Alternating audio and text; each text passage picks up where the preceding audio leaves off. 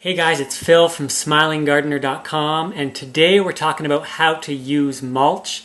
And a quick reminder, if you haven't signed up for the 15 vital lessons for becoming a better organic gardener, you can do that right on the homepage of smilinggardener.com.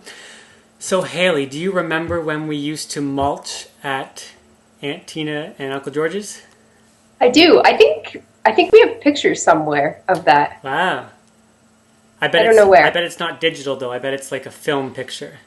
Oh yeah, Yeah. they're like it's from like 1986 or something like that. So what did we do there?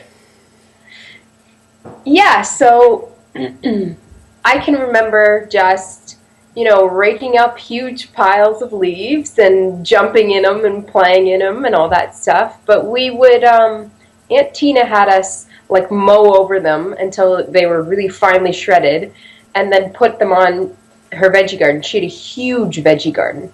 And I think we would turn them into the soil with like a pitchfork or something like that. So, Yeah. yeah, I can remember that quite well. And then it's kind of funny because when we became landscapers, we were using like cedar mulch for many years.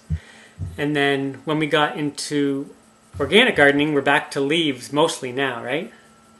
Yeah, definitely. I mean, how many yards of mulch did both of us shovel onto people's gardens? That was always fun though, because that was lighter than like stones. I loved mulching. It Yeah. was like the most satisfying job. Yeah. But leaves is way funner. Yeah. Super easy to do.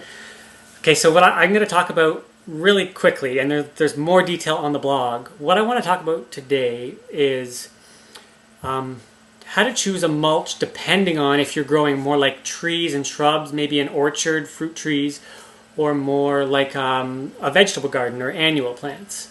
So I guess I'm just going to talk, right, Hales? Sounds good? Okay. So, so just quickly, this is the main point I wanted to talk about today.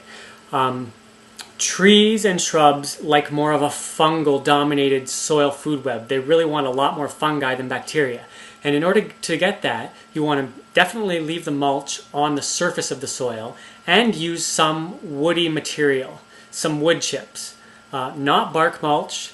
And definitely you want the wood chips from the same kind of tree. So if you're planting fruit trees or other deciduous trees, you want deciduous mulch.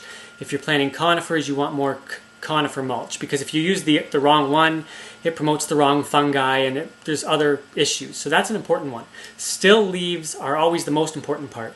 But if you want to promote fungi, getting a little woody material in there, especially early on when you're trying to establish a fungal soil food web, that's what you want.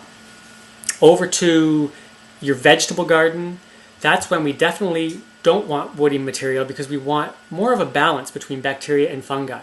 So that's really leaves and maybe straw. Maybe you consider turning it into the soil, just the top of the soil, because you don't want to disturb too much, but just to promote more bacteria. Or even if you leave it on the surface, you just want a very thin kind of mulch of leaves and straws. And I think I covered it a little more eloquently in the blog, but that's the main thing I wanted to talk about today. Hey, what were you eating earlier? Oh. I got these little fruits from the supermarket. I actually already posted a picture of them on the Facebook and asked people about it. But they're like these little berries that I had never had before. And it's cool to be in a different country and like try something that you never saw before, but like they're so confusing. It's like a citrusy melon and blueberry, but it looks like a tomato. They're super interesting though. What's it called? Do you know in English? No, but I put it on, I asked people on Facebook, so I'm sure somebody will know what they are. I can't translate it from Dutch. It doesn't look like anything that I know. So that's facebook.com/smilinggardener, right? Yeah. Yep. And we had a question for people today. Yeah, we were going to ask people, like us, when you got into organic gardening, did your practices change too? Did you, change the type of mulch you were using? Or if you have any other questions about types of mulch or how to use mulch, that would be a good place to ask it down below the blog. Sounds good to me. Cool. That's all for today. Yay, bye for now.